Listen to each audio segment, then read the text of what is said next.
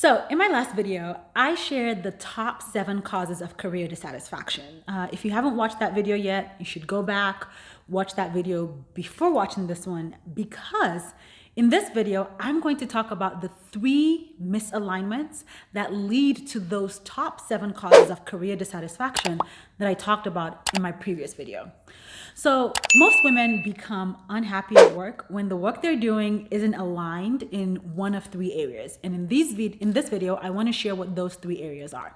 Hi, if this is your first time watching, welcome. I'm Dr. Tega Edwin. I'm a career counselor and coach, and I help women who are unhappy at work get clarity so they can find their fulfilling career and job search with confidence. So these misalignments that lead to career dissatisfaction. Let's jump in. The first misalignment is a misalignment of values. Your values are the beliefs and ideologies that you hold as important and dear to you. So values serve as your compass in life. They drive your decision making in both the small things and the bigger things. You start to feel discontent and unhappy at work when you're in a career that doesn't align with your values. So imagine that you're someone that values independence. So you like making your own decisions, you like making your own choices, you like being in leadership roles, you like having a say in your work and deciding how your work goes. And then you end up in a career where you don't have any of that. You work in an environment where you're being micromanaged. You have a boss or a supervisor that's always hovering and doesn't give you any opportunities to lead, always telling you what to do, how to do it, when to do it. You don't get projects where you can take charge, or you just don't get a say in how your work is done. Over time, there's a friction that happens that leads to dissatisfaction. The second misalignment is a misalignment of interests. When you're not interested in the work you do, you're naturally not going to be engaged.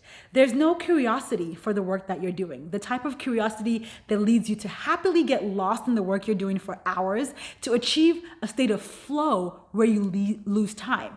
And when you're not engaged at work, you get bored, and this boredom often leads to low motivation to get better. You have no interest in putting in your best effort or even in showing up as your best self. And so if you remain in a job that doesn't align with your interests, you're always going to feel bored, disconnected, and stuck while you're at work. It's possible that you might even have started this job being interested in it when you had it. So maybe there was a time when you were interested in something, so you got into that job.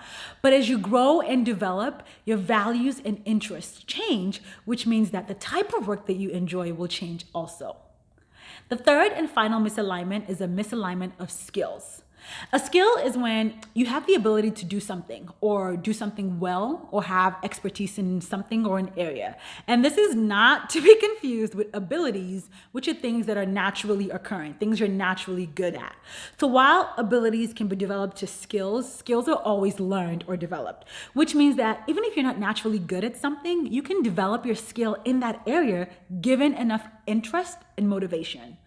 But the issue that most of us fall into is that when we're looking for work, we ask ourselves, what am I good at? And then pick a career based off that.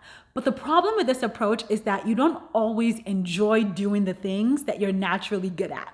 You don't always want to spend time doing things that you're naturally good at.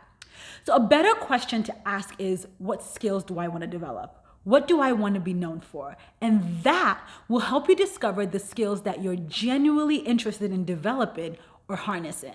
So there you have it, the 3 misalignments that lead to career dissatisfaction. So when your career isn't aligned with your skills, your interests, or your values, it's going to be pretty much impossible to truly enjoy your career.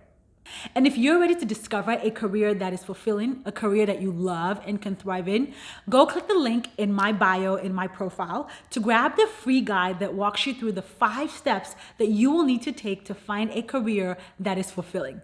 Thanks for watching this video, and I'll see you in the next one.